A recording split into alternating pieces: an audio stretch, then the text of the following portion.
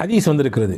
ரசூலுல்லாஹ்வுடைய பிரதானமான உபதேசங்களில் கட்டுப்பட்டது துஹா தொழுகையை நீங்கள் விட்டுவிடாதீர்கள், பல்வேறு விதமான பரக்கத்துகள் இதில் இருக்கிறது. அதற்கு அபூ ஹுரைரா ரலியல்லாஹு அன்ஹு அவர்கள் அறிவிப்பார்கள், புகாரியிலே பதிவாக இருக்கும், ரசூலுல்லாஹ் எனக்கு பிரத்யேகமாக சொன்னார்கள், வசியத் செய்தார்கள், உபதேசம் செய்தார்கள் 3 விஷயத்தை கொண்டு. அந்த 3லே முக்கியமானது ஸலாத்துல் லுஹா, லுஹா தொழுகையை நீங்கள் கைவிட்டு விடாமல் கடைபிடியுங்கள் என்று எனக்கு சொல்லித் தந்தார்கள். நாம் கேட்டு கிடைத்த அருள் என்பது இருக்கலாம் வாழ்க்கையிலே, கேட்காமலேயே பல அருளை அல்லாஹ் நமக்கு தந்திருக்கிறான், பல்வேறு நிஅமத்துகளை தந்திருக்கிறான். அதிலே முக்கியமானது பிரதானமானது நாமெல்லாம் அல்லாஹ் என்று இறைவனை ஒருவன் என்று ஏற்றிருக்கிறோம். இறை தூதர் முஹம்மது நபி ஸல்லல்லாஹு அலைஹி வஸல்லம் அவர்களுடைய தூதுத்துவத்தை ஏற்ற ஒரு ஈமானை பெற்ற இறை நம்பிக்கையாளர்களாக இருக்கிறோம். அன்பிற்குரியவர்களே, இது ஆகப்பெரிய கிருபை, ஆகப்பெரிய நிஅமத், அருள். பொதுவாகவே நன்றி செய்கிற பொழுது மென்மேலும் உங்களுக்கு நாம் கொடுத்த அருளை அதிகரித்து தருவோம் என்று அல்லாஹ் சொல்கிறான்.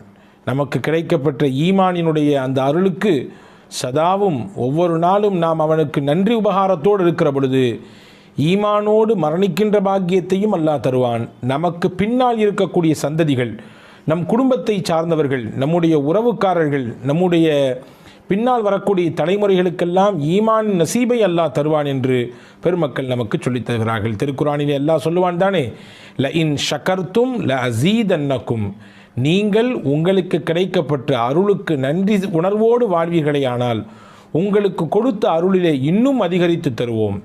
வல இன் கஃபர்த்தும், நீங்கள் நன்றியை மறப்பீர்களேயானால், நன்றியை விட்டு அப்பாற்பட்டு வாழ்வீர்களேயானால் உங்களுக்கு லயின் கஃபர்த்தும் இன்ன அதாபி ல ஷதீத், என்னுடைய வேதனை மிகவும் கடுமையானதாக இருக்கும் என்று ரப்புல் ஆலமீன் அல்லாஹ் சொல்லித் தருகிறான். அன்பிற்குரியவர்களே, இந்த நூலிலே நாம் ஜுல்ஃபிகார் நக்ஷபந்தி தாமத் பரக்காத்துஹும் அவர்கள் தொகுத்த 10 விதமான ஆலோசனைகள் என்ற நூலின் மொழியாக்கத்திலே இருந்து சில விஷயங்களை தான் நாம் பார்த்து வருகிறோம். அந்த நூலிலே ஹஜ்ரத் ஜுல்ஃபிகார் நக்ஷபந்தி ரஹிமஹுல்லா அவர்கள் தாமத் பரக்காத்துஹும் அவர்கள் சொல்கிறார்கள், நன்றி உணர்வோடு வாழக்கூடிய மனிதராக நாம் இருப்பதற்கு நாயகத்திடத்திலிருந்து சில பாடங்களை எடுத்துக்கொள்ள வேண்டும். நபிகள் நாயகம் ஸல்லல்லாஹு அலைஹி வஸல்லம் கற்றுத்தந்த ஒரு பிரதானமான பிரார்த்தனை தான் ரலீது பில்லாஹி ரப்பா ஒபில் இஸ்லாமி தீனா ஒபி முஹம்மதின் ஸல்லல்லாஹு அலைஹி வஸல்லம் நபிய்யம் வ ரசூலா. ரலீது பில்லாஹி ரப்பா, அல்லாஹுவை நான் ரப் என்று, எஜமானன் என்று பொருந்திக் கொண்டேன். ஒபில் இஸ்லாமி தீனா, எங்களுடைய மார்க்கமாக இஸ்லாத்தை நாங்கள் ஏற்றுக்கொண்டோம். ஒபி முஹம்மதின் ஸல்லல்லாஹு அலைஹி வஸல்லம் நபிய்யம் வ ரசூலா, முஹம்மது நபி ஸல்லல்லாஹு அலைஹி வஸல்லம் மன்னவர்களை நபியாகவும் ரசூலாகவும் நான் சம்மதித்தேன், அவர்களை நான் பொருந்திக் கொண்டேன் என்று பொருள்பட இருக்கக்கூடிய இந்த துவாவை எவர் ஓதி வருகிறாரோ அவர் நன்றி செலுத்தியவராக ஆகுவார் என்பதை ஹஜ்ரத் ஜுல்ஃபிகார் தாமத் பரக்காத்துஹும் அவர்கள் இந்த நூலிலே நமக்கு தருகிறார்கள். அன்பிற்குரியவர்களே, நன்றி உணர்வோடு இருப்பதற்கு இன்னொரு வழியையும் நமக்கு இந்த நூலிலே அவர்கள் கற்றுத்தருகிறார்கள்.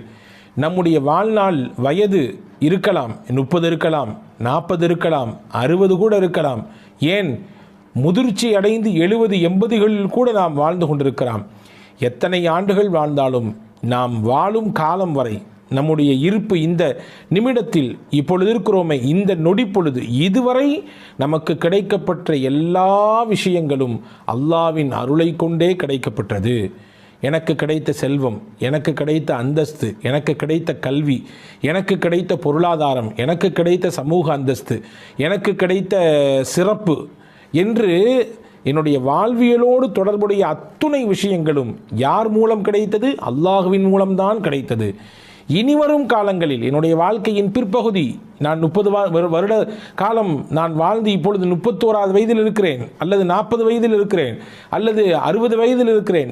இனி என் ஹயாத் முடியும் வரை, என்னுடைய வாழ்க்கையின் கடைசி வரை கிடைக்கக்கூடிய விஷயமும் அல்லாஹ்விடத்திலிருந்து தான் கிடைக்கும் என்ற நம்பிக்கையோடு ஒருவர் அந்த நிலைப்பாட்டை வெளிப்படுத்தக்கூடியவராக இருப்பாரையானால் நிச்சயமாக அவரும் நன்றி உணர்வு மிக்கவர் என்பதை பெருமக்கள், குறிப்பாக ஹஜ்ரத் தாமத் பரக்காத்துஹும் ஜுல்ஃபிகார் ரஹிமஹு தாமத் பரக்காத்துஹும் அவர்கள் சொல்கிறார்கள். அன்பிற்குரியவர்களே, என்னுடைய திறமையாலோ, என்னுடைய கல்வி அறிவினாலோ, என்னிடத்தில் இருக்கக்கூடிய செல்வ செழிப்பினாலோ, என்னிடத்தில் இருக்கக்கூடிய அதிகாரத்தினாலோ, என்னிடத்தில் இருக்கக்கூடிய பலத்தினாலோ எதுவும் கிடைக்கவில்லை, எல்லாம் அல்லாவின் அருள் என்ற எண்ணத்தோடு ஒருவர் தன்னுடைய வாழ்வை அமைத்துக் கொள்வாரையானால் அவரும் நன்றிக்குரியவர், நன்றி செலுத்தியவராக இருப்பார் என்பதை ஹஜ்ரத் ஜுல்ஃபிகார் தாமத் பரகாத்துஹும் அவர்கள் சொல்லித் தருகிறார்கள். அன்பிற்குரியவர்களே, எனவே நன்றி உணர்வோடு வாழ வேண்டும். அது நம்முடைய கடைசி நிமிடத்திலே கலிமாவின் பாக்கியத்தை நமக்கு பெற்றுத்தரும். ஹஜ்ரத் ரசூலுல்லாஹி ஸல்லல்லாஹு அலைஹி வஸல்லம் அன்னவர்கள் சொல்லக்கூடிய ஹதீஸ் பதிவு செய்யப்பட்டிருக்கிறது தானே,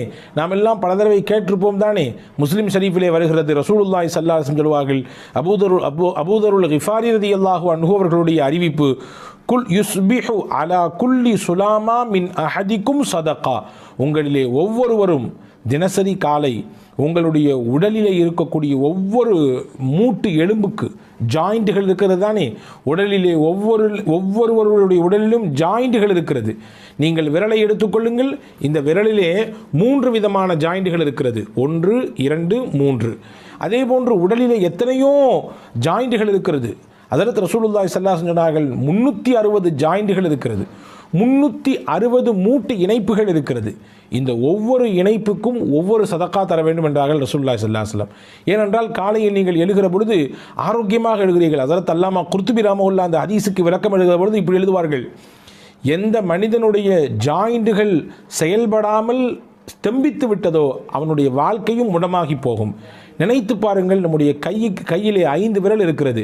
நாம் நினைத்த மாதிரி நாம் மடக்கிக் கொள்கிறோம், விரித்து கொள்கிறோம், நினைத்ததை பிடித்து தூக்குகிறோம், தேவை உள்ளதை நாம் தட்டுகிறோம், அதே போன்று எடுக்கிறோம் வைக்கிறோம், இப்படி பல விஷயங்களை செய்கிறோம். அப்படி இருக்குதானே. ஆனால் இந்த ஜாயிண்ட்டுகள் எல்லாம் செயல்படாமல் போனது என்று வைத்துக் கொள்ளுங்கள், அப்படியே முடமாகி போய்விடும், எதுவுமே செய்ய முடியாது. பிடிப்பதற்கு சிரமமாகி போய்விடும், எழுதுவதற்கு சிரமமாகி போய்விடும், வாசிப்பதற்கு கஷ்டமாகி போய்விடும், எல்லாம் முடம்தான். ஹஜ்ரத் அல்லாமா குர்துபி ரஹ்மத்துல்லாஹி தான், இது பெரிய நிஅமத், இது அல்லாஹ் கொடுத்த பெரும் நிஅமத். ஒவ்வொரு நாளும் காலை எடுக்கிற பொழுது நம்முடைய ஜாயின்கள் எல்லாம் செயலோடு இருக்கிறது என்றால் அது பெரும் நிஅமத். எனவே தான் ரசூலுல்லாஹி ஸல்லல்லாஹு அலைஹி வஸல்லம் ஒவ்வொரு நாள் காலையும் நீங்கள் 360 தர்மம் செய்யுங்கள், காரணம் உடலிலே 360 மூட்டுகள் இருக்கிறது என்று சொன்னார்கள். சஹாபாக்கள்லாம் கேட்டாங்க, ஏழை சஹாபாக்கள் எங்களால் எப்படி முடியும், 360 தர்மம் செய்ய முடியும் என்றால் எங்களால் எப்படி வாய்ப்பு இருக்கிறது, நாங்கள் ஏழைகளாச்சே. இப்போ ரசூலுல்லாஹ் சொன்னாங்க, அதுக்கு ஃபகுல்லு தஸ்பீஹத்தின் சதகா, சுபஹானல்லாஹ் என்ற தஸ்பீஹ் சொல்லுங்கள், அது ஒரு சதகா. ஒக்குல்லு தஹ்மீதத்தின் சதகா, அல்ஹம்துலில்லாஹ் என்று சொல்லுங்கள், அதுவும் ஒரு சதகா. ஒக்குல்லு தஹ்லீலத்தின் சதகா, லா இலாஹ இல்லல்லாஹ் என்று சொல்லுங்கள், அதுவும் ஒரு சதகா. ஒக்குல்லு தக்பீரத்தின் சதகா, அல்லாஹு அக்பர் என்று சொல்லுங்கள், அதுவும் ஒரு சதகா. வ அம்ரும் பில் மஅரூஃபி சதகா, நல்லதை பிறருக்கு சொல்லிக் கொடுங்கள், அதுவும் சதகா. வ நஹியன் அனில் முன்கரி சதகா, தீமையிலிருந்து ஒரு மனிதரை தடுத்து நிப்பாட்டுங்கள், அதுவும் சதகா தான். சொல்லிட்டு சொன்னாங்க ஸல்லல்லாஹு அலைஹி வஸல்லம், வ யுஜ்ஸி மின் தாலிக குல்லஹு ரக்அத்தானி யர்கஉஹுமா மின் அத்-துஹா, இது எல்லாத்துக்கும் போதுமான ஒன்றை சொல்லட்டுமா, 2 ரக்காயத் துஹாவினுடைய தொழுகை தொழுங்கள், நான் மேலே வசித்து காட்டிய அத்துணை நன்மையும் அதில் பொதிந்திருக்கிறது என்றார்கள் நபிகள் நாயகம் ஸல்லல்லாஹு அலைஹி வஸல்லம். இங்கே 2 விஷயத்தை அந்த ஹதீஸிலிருந்து விளங்கணும். ஒன்று, ஒவ்வொரு நாளும் தனக்கு கிடைக்கப்பட்ட அருளுக்கு ஒரு மனிதர் நன்றி உள்ளவனாக இருக்க வேண்டும் என்பதை ரசூலுல்லாஹ் அந்த ஹதீஸை சொல்கிறாங்க. நன்றி செய்வதற்குரிய வழி என்ன என்பதை சஹாபாக்கள் கேட்ட பொழுது எளிமையான வழியை, நன்றி செய்வதற்குரிய வழியை அழகாக பெருமானா சொல்லித் தருகிறார்கள். தஸ்பீ செய்யுங்கள், தஹ்மீது செய்யுங்கள், அல்லாஹ் அக்பர் என்று சொல்லுங்கள், லா இலாஹ இல்லல்லாஹ் சொல்லுங்கள், எதுவும் இல்லையா, இது எல்லாத்தினுடைய நன்மையையும் நான் பின்னால் சொல்லக்கூடிய ஒரு விஷயம் உங்களுக்கு பெற்றுத்தந்துவிடும், அதுதான் லுஹாவினுடைய 2 ரக்காய் தொழுகை என்று நபிகள் நாயகம் ஸல்லல்லாஹு அலைஹி வஸல்லம் சொன்னார்கள். ஆயிஷா ரலியல்லாஹு தஆலா அவர்கள் அறிவிப்பார்கள், ஹதீஸிலே பதிவாக இருக்கிறது, முஸ்லிமிலே வந்திருக்கிறது, கான ரசூலுல்லாஹி ஸல்லல்லாஹு அலைஹி வஸல்லம் யுஸல்லி ஸலாத்தல் லுஹா அர்பஅன், நபிகள் நாயகம் தொடர்ச்சியாக 4 ரக்காயத் லுஹாவினுடைய தொழுகையை எப்பொழுதுமே தொழுது வருவார்கள் என்று ஹஜ்ரத் அன்னை ஆயிஷா ரலியல்லாஹு தஆலா அவர்கள் சொல்கிறார்கள். நாடினால் பெருமானால் யஸீது மாஷா அல்லாஹ், அல்லாஹ் நாடினால் அவர்கள் அதைவிடவும் கொஞ்சம் கூட்டிக் கொள்வார்கள். ஹதீஸ் வந்திருக்கிறது. ரசூலுல்லாஹ்வுடைய பிரதானமான உபதேசங்களில் கட்டுப்பட்டது லுஹா தொழுகையை நீங்கள் விட்டுவிடாதீர்கள், பல்வேறு விதமான பரக்கத்துகள் இதில் இருக்கிறது.